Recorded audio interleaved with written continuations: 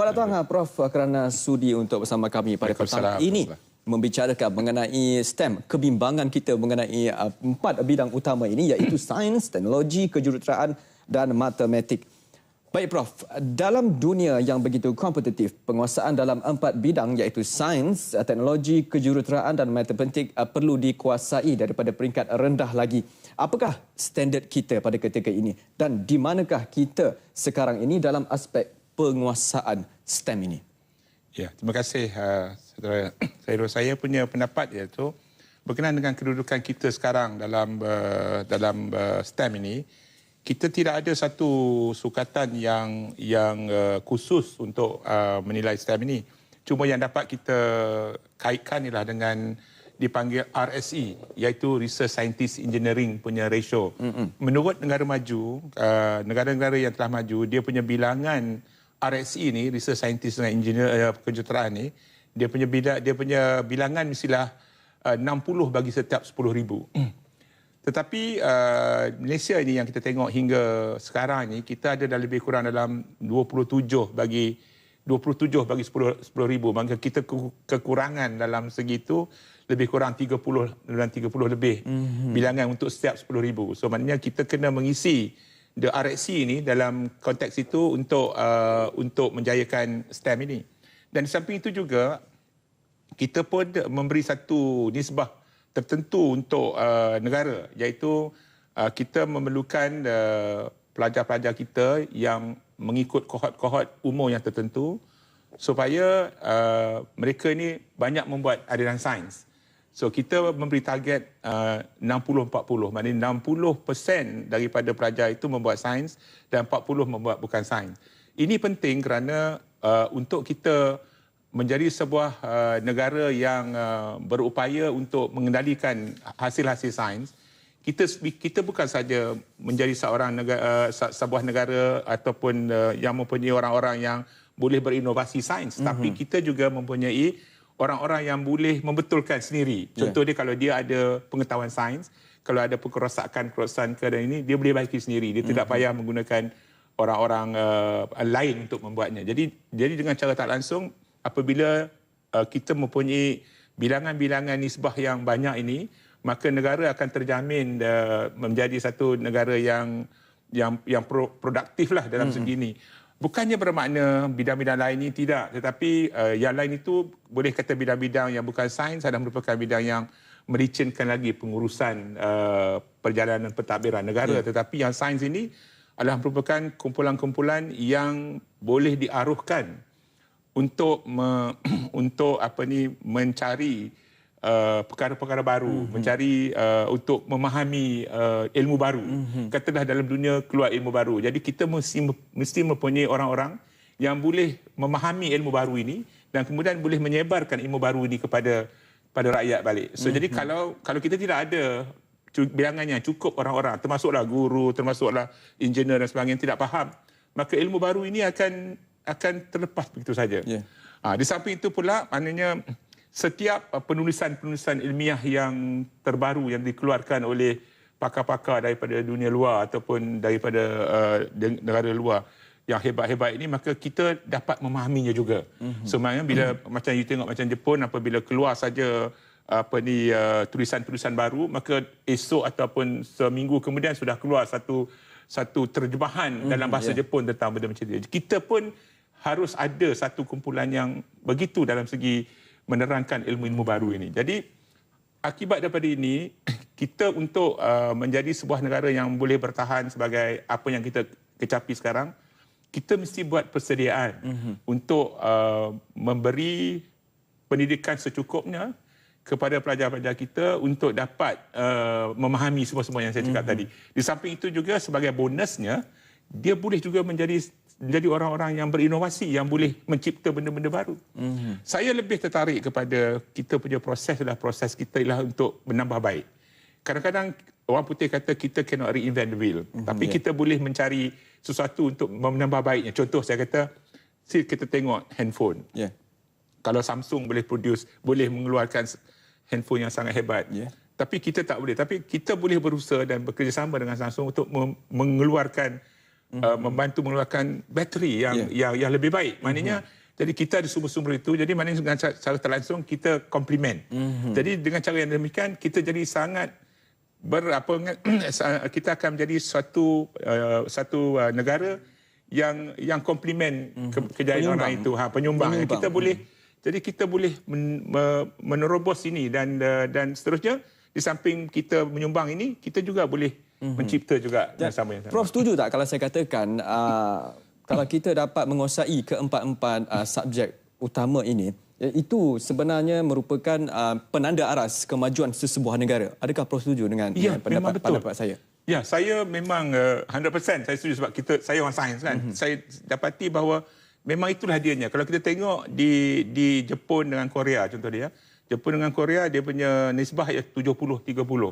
So banyak orang tanya kita, kenapa Jepun dengan Korea pelajar dia minat nak buat ini? Pada dia orang yang bijak akan buat sains.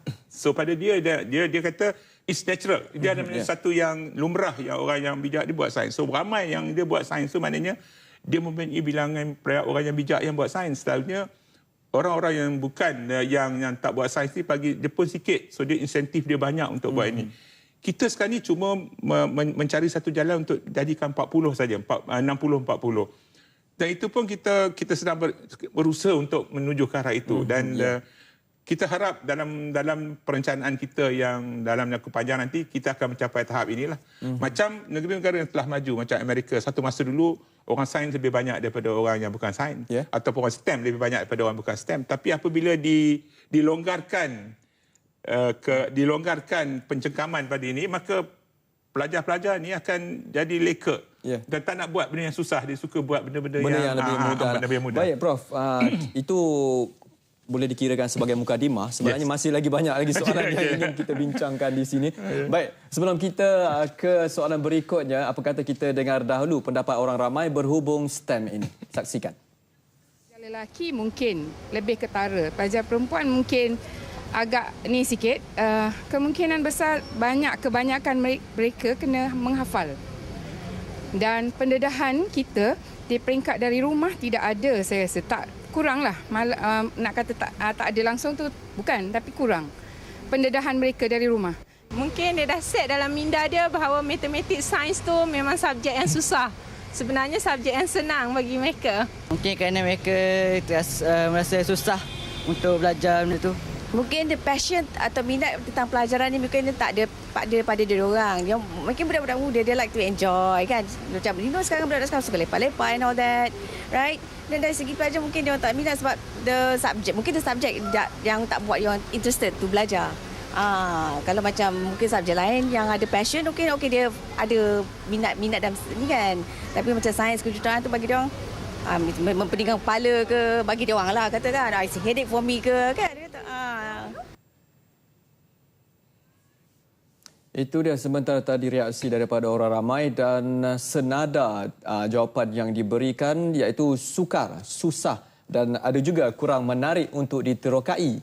Itu juga antara jawapan apabila ditanya kepada para pelajar mengenai bidang sains, teknologi dan matematik. Dan mengapa agaknya bidang-bidang ini kurang menarik minat pelajar kita? Adakah sebab sistem pendidikan kita sendiri atau bagaimana? Prof, silakan. Ya. Saya berpendapat bahawa sistem pendidikan kita adalah terbaik, antara yang terbaik dalam dunia. Dan kita dapati bahawa pengajaran sains dan apa dikatakan subjek sains yang diajar itu pun, mata pelajaran sains yang diajar pun saya ingat dah cukup. Kalau kita tambah lagi, pelajar-pelajar kita akan jadi tension kalau kita tambah lagi. Apa yang saya maksudkan di sini ialah sistem pelajaran kita cukup. Cuma sekarang ni ialah kita kena beri satu cara untuk menggalakkan mereka ini untuk meminati bidang sains. Jadi kita boleh kata bidang sains ini kita mula-mula jangan dikaitkan dengan pekerjaan. Selalunya ibu bapa akan mengaitkan bidang-bidang yang anak-anak buat ni dengan pekerjaan. Memanglah bidang sains ni dia punya susahnya, sebenarnya susah tu tidaklah banyak. Cuma dia memerlukan pengorbanan. Maknanya apabila kita nakkan sesuatu yang susah, kita mesti buat banyak pengorbanan. Contohnya apabila kita nak membuat matematik, kita akan duduk dan menjalankan proses penyelesaian. Berkali-kali kalau kita salah kita buat lagi, kita tanya, kita buat lagi tanpa jemu-jemu. Barulah akhirnya kita faham. Kalau kita buat sekali dan tak dapat, kita rasa bosan, maka ini akan menyebabkan kita dah tak minat. Jadi sini ini bukan sains sebenarnya. Jadi maknanya kita tidak mahu kita punya rakyat ataupun pelajar-pelajar kita mempunyai sikap yang macam yang sedemikian. Setiap yang cantik dan setiap yang berguna itu untuk mendapatkannya tidak mudah. So hasilnya kita mesti membuat penyelidikan, mengkaji bertahun-tahun untuk mendapatkannya. So jadi sains pun kita nak belajar macam itu juga sebab dia punya sumbernya ialah sains. Jadi bila kita nak belajar sains ini untuk memahami benda-benda ini, maka kita dapati bahawa dia memerlukan pengorbanan. Jadi perubahan ini pelajar-pelajar tak boleh buat. Kalau zaman dulu, zaman 60-an, 70-an, di mana kita tidak mempunyai banyak. Kita punya cara kita, pelajar-pelajar kita menikmati waktu-waktu santai dia lah dengan melihat tengok wayang. Habis tengok wayang dia balik ke rumah ada TV. Kemudian dia akan waktu yang tertentu akan buat kerja rumah. Tetapi sekarang ini semua perkara-perkara santai berlaku serentak. Contoh dia masa dia nak belajar, nak buat matematik, masa itu datang SMS, masa itu datang WhatsApp, masa itu datang, jadi dia akan berbelah bagi tumpuan dia. Jadi akibat gangguan anasir yang macam itu. Jadi dia, saya perhatikannya yang muda-muda dia akan berbelah bagi. Jadi lama-lama yang menarik perhatian tadi yang keluar gambar dan sebagainya lebih menarik daripada membuat matematik problem ataupun mengkaji kimia ataupun bagi sebagainya. So bagi saya tidak ada satu jalan mudah untuk memahami sains, melainkan kita kena duduk, praktis ataupun latihan dan kemudian faham. Kalau kita buat tiga-tiga ni, barulah kita dapat menghayatinya. Macam Prof sendiri ada mengatakan, saya melihat akan kebimbangan Prof mengenai sains ataupun 4 subjek utama ini. Bagaimana dengan kewujudan sekolah-sekolah sains oleh kerajaan ini? Adakah ia tidak mampu sebenarnya untuk menjayakan subjek ini, kewujudan sekolah-sekolah sains? Kita berpendapat bahawa kewujudan sekolah sains dan maktab rendah sains MARA ini adalah merupakan, bagi kata negara Malaysia, ini adalah merupakan satu yang sangat baik. Maknanya kita sudah ada satu program di mana ada pelajar-pelajar yang terbaik ini kita masukkan sekolah ini supaya kita ada satu putaran mendapatkan pakar-pakar daripada bidang ini ataupun yang kita boleh latih supaya kemudian masa kelak kita ada satu sumber yang tidak putus-putus untuk buat sains. Tapi dalam keadaan negara kita yang sentiasa meningkat bilangan penduduknya, maka yang banyak itu tak cukup. Maknanya sekarang ini jadi masalah kerisauan kita ialah masalah pelajar-pelajar yang berada di sekolah-sekolah di pinggir bandar, di luar bandar dan sebagainya. Kita dapati bahawa bilangan pelajar-pelajar ini, sekolahnya ada, bilangan pelajar-pelajar yang buat sains dalam bidang ini sangat sikit. Contohnya kalau ada kata dalam 6 ataupun kalau ada dalam 7 kelas tingkatan 4, maka 1 atau 2 kelas, satu kelas yang buat sains, maka itulah kurang daripada 20%. Kalau misalnya kita 10 orang, 10 kelas, ada 2 kelas saja yang buat sains, itu baru 20%. Jadi bila berlaku benda macam ini, maka kita boleh dapati bahawa bilangan sains ini bukannya hanya tertumpu kepada tugas sekolah-sekolah aliran menengah sains ini, tapi orang kata di bawah iceberg tu, di atas tu semua tip of the iceberg, tapi di bawah tu ada banyak lagi. Inilah sekolah-sekolah luar bandar, pinggir bandar tadi yang kita juga boleh kita juga boleh menggalakkan sekolah-sekolah ini. Sekolah-sekolah ini akan mesti memainkan peranan untuk menggalakkan lebih banyak lagi pelajar di buat sains supaya kita punya bilangan tadi akan menjadi bertambahlah untuk mencapai kita punya target kepada 60-40 tadi. Kalau sekolah-sekolah macam ini dibiarkan dan kita hanya bergantung kepada sekolah menengah sains, maka saya rasa kita tidak cukup. Tidak balance. Baik, Prof.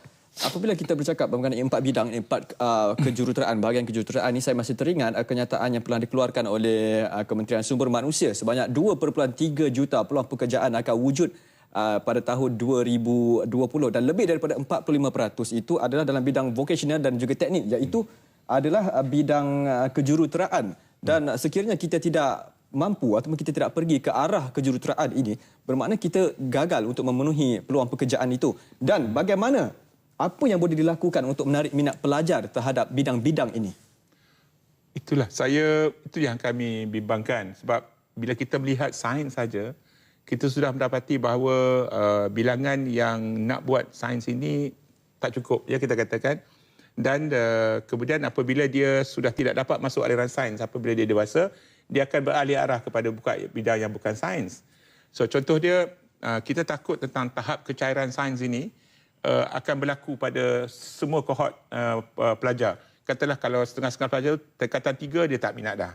Setengah pelajar tu kalau dia tak boleh teruskan dalam bidang sains, dia sudah pun berubah arah, membuat computer science dan sebagainya. Tapi yang buat sains yang sebenarnya tadi, dia tidak banyak. Sekarang ni kalau itu pun tak cukup, kita katakan tadi, kalau kita, saya yang bimbangkan ialah bila kita ada satu kumpulan lain, kumpulan vocational ni tadi, maka kita nak ambil daripada mana kalau terlalu banyak sangat yang bukan bidang sains nak buat.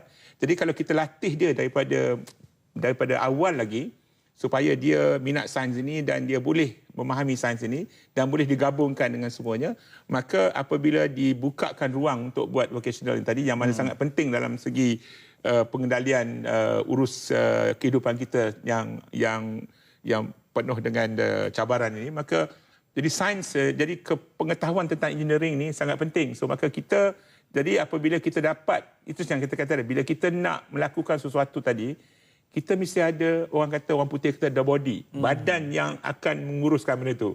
Jadi untuk dapatnya, dia mesti ada sedikit asas sains.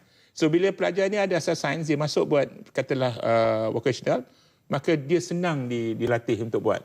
Saya rasa kalau dia tidak faham pun, maka sekarang ni dengan sistem yang telah dibentuk oleh kerajaan, pelajar-pelajar yang diterima masuk daripada tingkatan 1 lagi ni, maka dia pun sudah pun pada tingkat awalnya sudah pun diaruhkan untuk buat sains ni secara start langsungnya. Jadi semua pelajar-pelajar yang ingin mengikuti kursus ini, dia mestilah bersedia untuk menerima ilmu-ilmu baru yang saya katakan yang sangat penting dalam segi orang kata dia memahami apa yang dia nak buat dan pada akhirnya nanti dengan apa yang dibuatnya nanti dia akan bekerja dengan ilmu itu dan terus seterusnya menjalani kehidupan dengan ilmu itu. Jadi dia akan terus memperbaikinya. So eloklah dari sekarang ni saya nasihatkan kepada semua pelajar-pelajar yang baru dan yang muda ini supaya jangan abaikan pelajaran sains ini. Walau apa pun yang dibuat, mesti ada sedikit ruang untuk memahaminya, memahami konsep sains. Kerana insya-Allah dalam perjalanan hidup kita sampai kita tak ada lagi nanti, kita sedikit sebanyak akan cuba juga mengetahui sains. Apa yang berada sains ini. Sebab apa ni? Alat-alat yang kita pakai, bab dan kereta dan sebagainya, semuanya katanya kita tidak mahu orang lain yang menguruskan untuk kita, tapi kita kalau ada sedikit-sedikit tu untuk menjimatkan perbanyakan kita boleh baca sendiri. Dan sebagai seorang Islam atau orang Muslim, sebenarnya sains dan Islam itu sendiri sebenarnya tidak dapat lari. Ya, betul. Dan kalau kita lihat daripada sistem pendidikan kita, Prof, kita ketahui, macam saya pun pernah melalui fasa-fasa itu, dan ada pilihan kepada para pelajar untuk masuk bidang sains ataupun bidang lain. Jadi apabila ada pilihan itu, maka pelajar akan memilih perkara yang bukanlah nak katakan senang, maknanya dia akan memilih perkara yang lebih mudah sedikit daripada sains dan juga matematik ini. Pilihan itu diberi. Memang betul. Saya rasa kalau kanak-kanak peringkat pelajar selalunya akan mencari aras yang mana dia rasa seronok nak buat, dia rasa senang. Dan kita sentiasa disogokkan dengan keadaan cuba buat pelajar sains ini mudah. So bagi saya, pelajaran sains ini dia ada dua. Satu mudah, satu lagi dia kena korban. Masa untuk asas dia tu adalah merupakan you kena teliti betul-betul dan faham. Kemudian lepas itu, bila kita dah faham, barulah kita boleh mudahkan benda-benda itu untuk kita lihat. Kan? Saya tengok sekarang ni, banyak aktiviti dilakukan untuk menarik minat dengan membuat exhibition ataupun membuat pameran-pameran tentang gadget-gadget baru, tentang bagaimana indahnya macam buah-buahan ke dan sebagainya yang diujikan dengan isi kandungannya dan sebagainya. So kemudian pelajar-pelajar pun berminat untuk melihatnya. Kemudian melihat bagaimana satu sistem selenot boleh menggerakkan satu sistem bulat. So ini pun pelajar berminatnya. So harus diperhatikan dekat sini. Minat ini akan melekat di hati pelajar dan pelajar akan mencari dia bila balik ke sekolah untuk dapat. So apabila pelajar bertanya, so guru-guru adalah merupakan satu elemen ataupun satu ejen yang sangat penting untuk menyelesaikan masalah yang katalah pelajar itu tengok dan dia balik, dia nak berbincang dengan seseorang yang boleh memberi penerangan kepada dia. Kalau perbincangan itu dapat diberi oleh guru dengan berkesan dan bagus, maka insya-Allah pelajar itu akan berada di landasan untuk buat sains. Bidang mencintai bidang itu. Tak kenal kalau dia tak dapat, kalau tak dapat, orang kata tak dapat dia punya penerangan yang jelas, maka pelajar itu akan, orang kata, mati angin dan dia akan rasa kecewa. Dan bila kata kecewa, dia rasa dia tak faham. So selalunya dia tak faham tu yang membuat dia rasa tak nak, dia rasa susah subjek dia kata macam-macam. Dan kita tahu perkembangan dalam STEM berkait rapat dengan daya saing negara, Prof. Mungkin Prof, ada yang berpendapat tidak semestinya dengan menguasai 4 bidang ini sahaja yang menjamin kejayaan kita. Bidang-bidang lain pun jika dilakukan dengan sebaiknya akan juga menjamin kejayaan dalam persaingan. Pandangan Prof?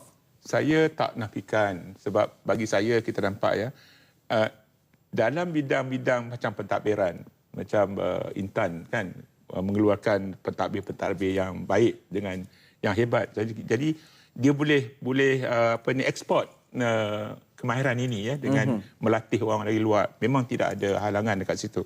Tetapi itu yang saya katakan, dalam menharungi kehidupan dunia moden, maka dunia moden ini disukat tentang keupayaan kita untuk memahami tentang gadget-gadget ataupun peralatan yang terbaru yang dikeluarkan itu dan bagaimana cepat kita boleh memberi asimilasi kepada sistem itu. Jadi apabila kita dapat itu, maka kita menjadi lebih baik. Jadi kalau kita tidak mahu, yang itu saya katakan tadi, kita tidak mahu semua penduduk kita atau pelajar-pelajar kita yang ada itu, dia akan tahu untuk mengguna, tapi dia tak tahu untuk berinovasi tentang apa yang dapat di situ. So jadi untuk kita menyiapkan mereka ini, saya rasa itulah menjadi satu kewajipan kita lah sebagai pendidik dan sebagai orang dewasa dan sebagai semua. Kalau kita mempunyai syarikat ke apa ke, sebagai satu daripada kita punya motif untuk membantu supaya kita dapat menyiapkan kita punya pelajar-pelajar ini supaya dia jadi, orang putih kata, science savvy dalam segi memahami konsep sains dan penggunaan sains tadi dengan bijaksana. So itu yang sebenarnya kita punya cara fikir kita sekarang ni. Kita tidak lagi boleh membiarkan pelajar-pelajar kita mengikut aliran yang disuka dan apa dia buat kita banyak. Nanti akan timbul satu ketika semua orang nak jadi artis, semua orang nak jadi accountant, semua orang nak jadi dalam sains pun kita dah dapati ada satu kekangan dekat situ. Sebelum ini orang yang buat sains semua nak jadi perubatan, doktor perubatan. Tapi bila sudah ada berlebihan doktor perubatan, maka bilangan beasiswa dikecilkan. Jadi pelajar-pelajar yang berminat sudah tak dapat lagi masuk dan dengan cara tak langsung dia punya putus minat dekat situ yang kita tak mahu tu. Jadi mana kita nakkan supaya ada satu aliran yang sentiasa segar dan deras untuk pelajar-pelajar ni, walaupun kekurangan beasiswa tapi dia masih lagi nak buat aliran perubatan, nak buat lagi aliran farmasi, nak buat lagi aliran dentistry dan sebagainya. Tidak ada kita katakan kekangan dekat situ. Di sinilah saya katakan kita selalu nasihatkan pelajar-pelajar supaya terus, kalau dia sudah ada asas sains tu, terus hidupkan, terus bina dan terus berusaha untuk berjaya dengan bidang ini. Kita, Prof, negara menjelang tahun 2020, kita mahu menjadi sebuah negara yang maju dan pada ketika ini juga kita bimbang akan 4 perkara ini, 4 bidang utama ini. Dan kalau kita lihat negara-negara besar seperti Amerika Syarikat dan juga Britain dan beberapa negara lain, apakah mereka tidak ada masalah ini, kekurangan kepakaran dalam 4 bidang ini? Ya, saya melihatlah, kita melihat bahawa negara-negara maju macam Amerika, Britain, kalau kita terbaca dalam penulisan mereka ni, pemikir-pemikir mereka, saintis-saintis mereka sekarang ni gusar, ya. Sebab minat daripada orang-orang bujang, orang-orang muda di negara-negara tersebut terhadap sains pun menurun. So maknanya mereka pun menghadapi masalah penurunan ini. Dan kita pun sama juga, penurunan minat, perempuan lebih banyak buat sains daripada lelaki-lelaki dan semuanya. Jadi saya tanya juga seorang profesor dari Oxford pun, dia kata memang betul apa yang kita hadapi. Dan kita di Malaysia ini, saya rasa bertuahlah sebab kita punya Datuk Seri Najib semua dan Tan Sri Muhyiddin, Timbalan Perdana Menteri semua berusaha untuk memahami dan memperbaiki sistem supaya pelajar-pelajar semua dapat diangkatkan untuk meminati sains ini dan usaha-usaha terang dibuat untuk meningkatkan. So kalau setengah-setengah tempat di Terengganu maju, dia tak kisah pun, dia biar sampai satu stage. Saya boleh bayangkan ya besok ya macam NASA. NASA memerlukan, saya kata tadi, orang yang bijak-bijak untuk memenuhi kedudukan teknikal yang hebat-hebat di sana. So bayangkan kalau orang Amerika sendiri, kalau dia biarkan rakyat dia tidak mahu menguasai sains pada peringkat tinggi, ini bukan pada peringkat lulus, cukup lulus, cukup makan, tak ada. Ini yang peringkat tinggi, yang skor A semua ni, kalau dia tak dijaga ini, maka siapa yang nak mengisikan tempat-tempat itu? Dan kemudian orang-orang yang pandai-pandai ini akan jadi tua, pelupa dan sebagainya. Jadi oleh kerana dia nak mengisi tempat ini, tempat-tempat yang strategik ini, maka dia mesti mempunyai program macam kita ada sekarang ni untuk meningkatkan pelajar-pelajar, pelajar yang top-top ni kita hantar ke universiti yang terbaik supaya dia balik nanti dia boleh mengendalikan ilmu-ilmu baru, boleh beri penerangan dan sebagainya. So masalah kita sekarang bila keluar gadget-gadget baru dan keluar ilmu-ilmu baru, berapa cepat kita boleh faham? Kalau kita boleh faham, maka kita rakyat boleh faham. Jadi maknanya bila boleh faham, barulah kita boleh berinovasi dengan itu. Lepas tu setiap kali ada ilmu baru ini, maka begitu cepat kita boleh faham. Ini yang kita nak wujudkan di negara kita. Suasana ini. Ya. Baik Prof, bila kita bercakap, saya nak berbalik kepada minat oleh pelajar ini. Apakah pelajar, selalunya kesalahan itu diletakkan kepada pelajar itu sendiri. Namun bagi tenaga pengajar itu, adakah mereka ini betul-betul berupaya untuk mendidik anak muda ini, anak bangsa ini? Bagaimana tenaga pengajar? Saya rasalah dalam konteks tenaga pengajar, kita mengeluarkan banyak guru, kita mengeluarkan banyak saintis dekat situ. Tapi kita juga memerlukan mereka ini dalam segi kerja-kerja industri dan sebagainya. Jadi yang tinggal-tinggal inilah untuk mengajar. So bagi saya berharap sangatlah pelajar-pelajar, guru-guru yang keluar mengajar, yang jadi seorang pendidik ini, dia mestilah sentiasa meningkatkan kefahaman dia dan memberi penerangan yang terbaik kepada students. Bagi saya, kita rasakan memanglah kita nak jadikan pendidikan sains itu orang kata fun ataupun menyeronokkan sebagainya adalah satu yang susah. Tapi sekarang ni kita boleh cari melalui internet sebagainya untuk mengajar. Tapi kita sendiri setiap kali itu kita mesti berupaya melihat, kena baca jurnal-jurnal terbaru. Bukan saja profesor dan pensyarah-pensyarah universiti kena baca jurnal, cikgu-cikgu pun kena baca juga jurnal untuk melihat perkembangan terbaru dari segi pendidikan yang dilakukan oleh negara-negara luar. Jadi dengan cara tak langsung, guru-guru pun memahami, dan bila kita memahami, kita boleh memberi sedikit cerita-cerita kepada anak murid kita supaya anak murid kita tu dia akan tersentak. Dia katakan kita hidup dekat dunia ini ada tautan dengan tempat lain. So orang lain sudah macam ini dalam umur yang sebaya. So kalau kita kat sini tak boleh. So kita kena lonjakkan juga. So jadi peranan guru dan pensyarah-pensyarah ini sangat penting. So bagi saya, seorang yang dikeluarkan oleh sebuah universiti, orang yang berpendidikan universiti mestilah orang yang ada wibawa. Kita tidak boleh kata yang orang yang keluar daripada universiti tak ada wibawa, tak ada apa. Itu satu anggapan yang salah. So kita rasa semua yang keluar universiti dan pelajar-pelajar, guru-guru yang keluar ni semua ada wibawa. Cuma kalau dia dapat bagi satu reorientasi yang baik dalam segi mengkaji balik, melihat balik setiap kali. Saya ada pernah berjumpa dengan seorang profesor yang sangat mahir. Dia kata, saya heran tengok dia boleh mengajar satu subjek itu dengan elok sekali. So saya bertanya dekat dia, saya kata, macam mana you boleh ajar ini secara sangat mudah dan senang, padahal subjek ini susah, macam measure teori statistik. Dia kata dekat saya, dia kata, kalau kita mengajar selama 17 tahun, setiap tahun kita mengajar tu kita nak improve yang terbaik. Setiap tahun kita nak perbaiki, tambah baik. Maka apabila kita sudah sampai satu tahap dia, kita akan jadi sangat baik. So jadi mana ada urusan saya kira sebagai satu bentuk persembahan. Pengajaran itu satu bentuk persembahan, dan kalau persembahan itu menarik, saya rasa insya-Allah pelajarnya akan bersama-sama dalam sesi pembelajaran itu. Baik Prof, selari dengan program pendidikan negara bidang sains, teknologi, kejuruteraan dan matematik STEM, terus diberi penekanan dalam memupuk, menggalakkan serta meningkatkan kemahiran pelajar menerusi pelbagai program yang dirancang. Cabaran Sains Nasional NLC yang telah diperkenalkan sejak 15 tahun lalu juga dilihat penanda aras baharu dalam pendidikan negara.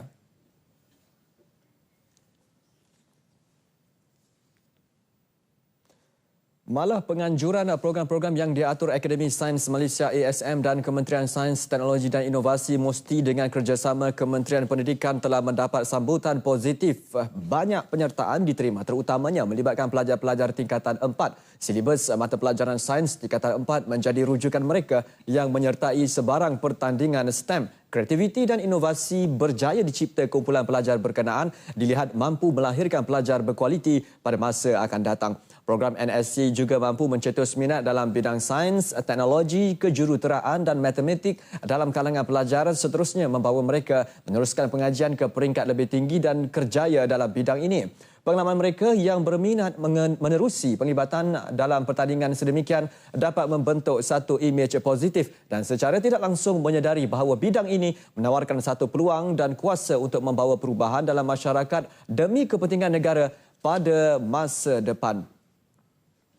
Dan saudara, bagaimanapun masih ramai dalam kalangan masyarakat kurang memahami program STEM menjadikannya tenggelam dan dilihat sukar untuk bersaing dalam bidang-bidang lain.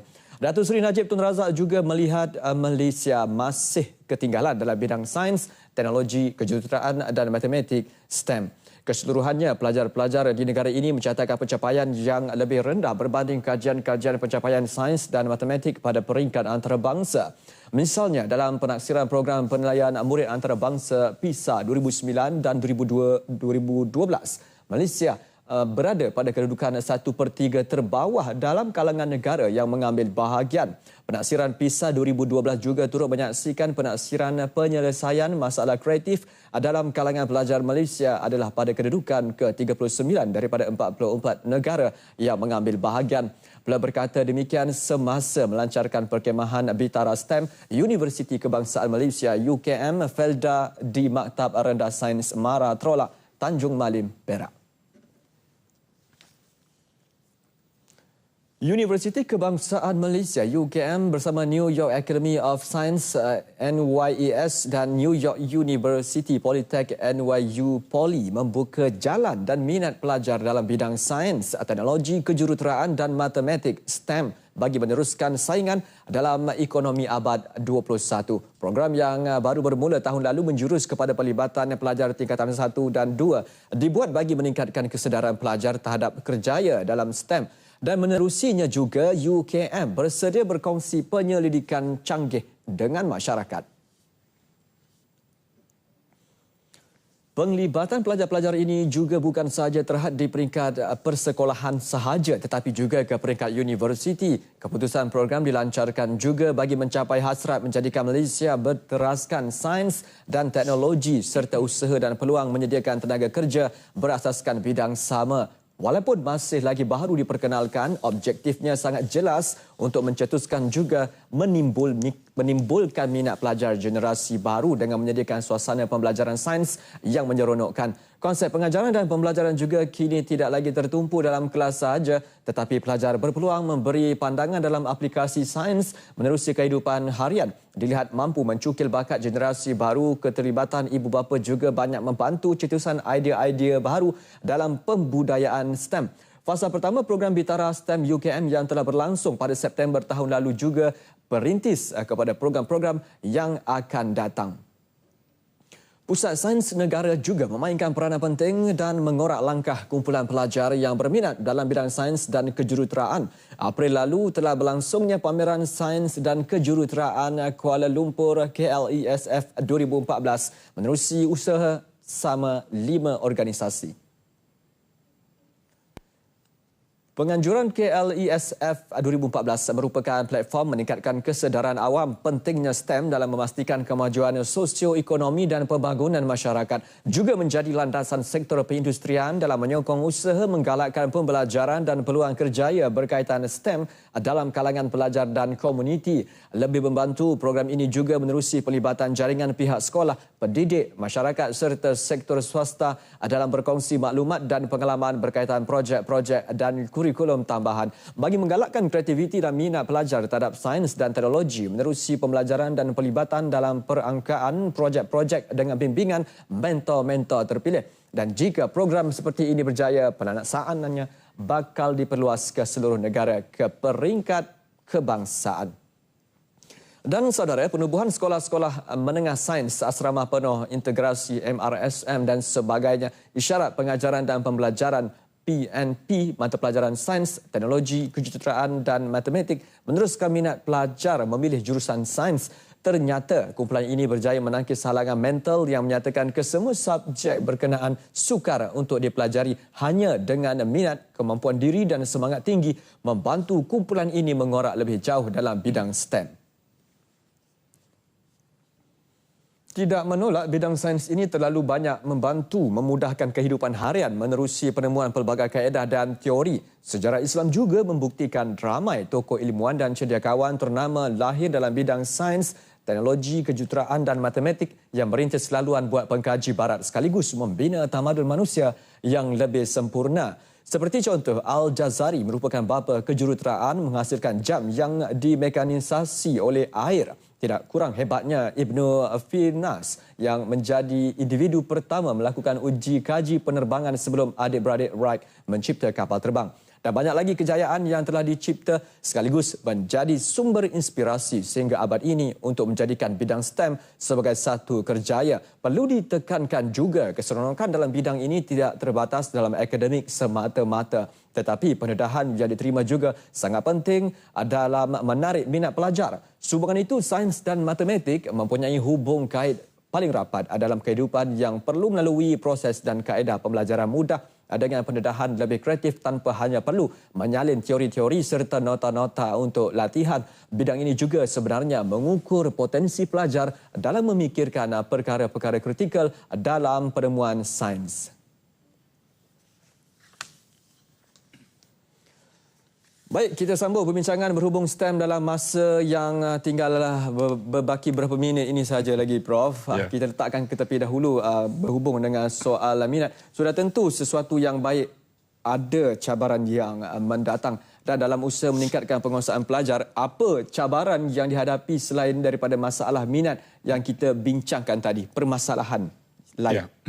Permasalahan ialah tentang, bagi saya ialah, yang saya nampak ialah penumpuan. Ya, kadang kita dapati ialah penumpuan tentang pelajaran.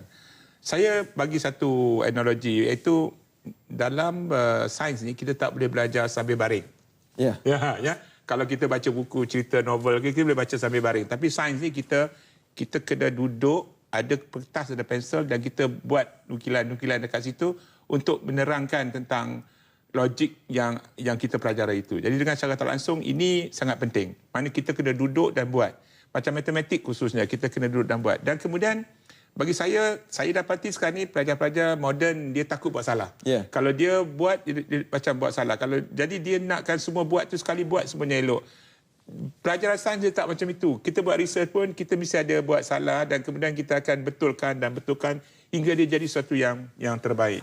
So ini sikap ini pelajar-pelajar kena harus fahamlah sebab saya nampak mereka kata sukar. Saya daripada tahun 60 sampailah sekarang banyak pelajar-pelajar mengatakan admaths ataupun matematik tambahan ini sukar.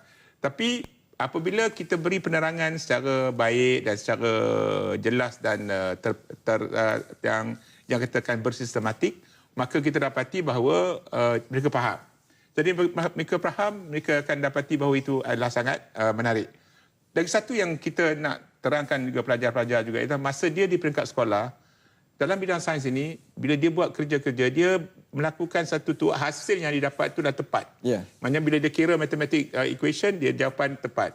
Tapi bila dia masuk kepada peringkat yang tinggi lagi, maka kita dapati bahawa jawapan yang didapati daripada masalah-masalah yang dibuat tadi adalah tidak tepat tetapi dalam bentuk anggaran. Ya, dalam bentuk anggaran ni yang membuat pelajar-pelajar jadi macam dia tak selesa. Dia kata sekolah dia tepat. Bila dia masuk universiti tahun 1 tahun dia dah jadi macam tak tepat. Dia jadi macam ada anggaran. Lepas tu ada ralat dan sebagainya. Jadi kita kena kira ralat juga dalam segi pengiraan. Jadi di sinilah yang kita nasihatkan pelajar-pelajar dalam segi belajar sains ini dia mesti banyak bersabar Dan jadi kekangan ataupun saya kata cabaran yang akan datang nantilah pelajar-pelajar akan terpaksa membuat 2-3 perkara dalam satu masa. Contohnya saya kata tadi, dia kena buat urusan menyelesaikan masalah matematik, kemudian dia ada pula Instagram ataupun dia ada ini, dia ada macam-macam dan semuanya memerlukan perhatian.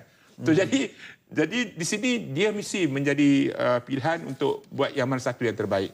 So saya rasa macam sekolah-sekolah yang asrama penuh, mereka ada sistem yang terurus untuk menguruskan supaya pelajar ini memberi penumpuan. So jadi idea yang ada sekarang inilah penumpuan. Pelajar-pelajar yang daripada sekolah-sekolah pinggir bandar, luar bandar dan sebagainya, mereka haruslah bergerak ataupun belajar mengikut cara yang diajar oleh pihak-pihak daripada asrama penuh, sekolah-sekolah asrama penuh. Dan juga kita haraplah juga sekolah asrama penuh ni ambillah satu mentor, jadi mentorlah kepada menti satu sekolah daripada luar-luar bandar ni supaya pengalaman itu dapat dikongsikan bersama ada didapat. Dan saya dan kemudian didapati semua ilmu-ilmu baru yang dapat dalam pendidikan dan pelajaran semuanya diterapkan kepada sekolah berasrama penuh dan sekolah di pekan di bandar-bandar. Baik Prof, masa begitu mencemburi kita, insya-Allah kalau ada masa kita akan bersama-sama lagi. Dan kepada Prof, kami ucapkan terima kasih banyak kerana sudi untuk bersama kami pada petang ini membicarakan mengenai perkara STEM ini. Baiklah, kepentingan STEM bukan sahaja diambil berat oleh Malaysia, malah semua negara di dunia memfokus kepada bidang ini ke arah menyedia masa depan yang lebih baik untuk pembangunan dan ekonomi. Bagi Presiden Amerika Syarikat Barack Obama pernah menyatakan ayat ini, kepimpinan masa depan bergantung kepada bagaimana kita mendidik pelajar kita hari ini, terutamanya dalam bidang sains, teknologi, kejuruteraan dan matematik. Dan begitu juga bagi Malaysia, persediaan hari ini dilakukan untuk kesenangan generasi akan datang. Dengan itu, berakhir sudah pertemuan kita pada hari ini. Dengan itu, saya Zarul Fahmi Karudin. Assalamualaikum dan salam satu Malaysia. Waalaikumsalam.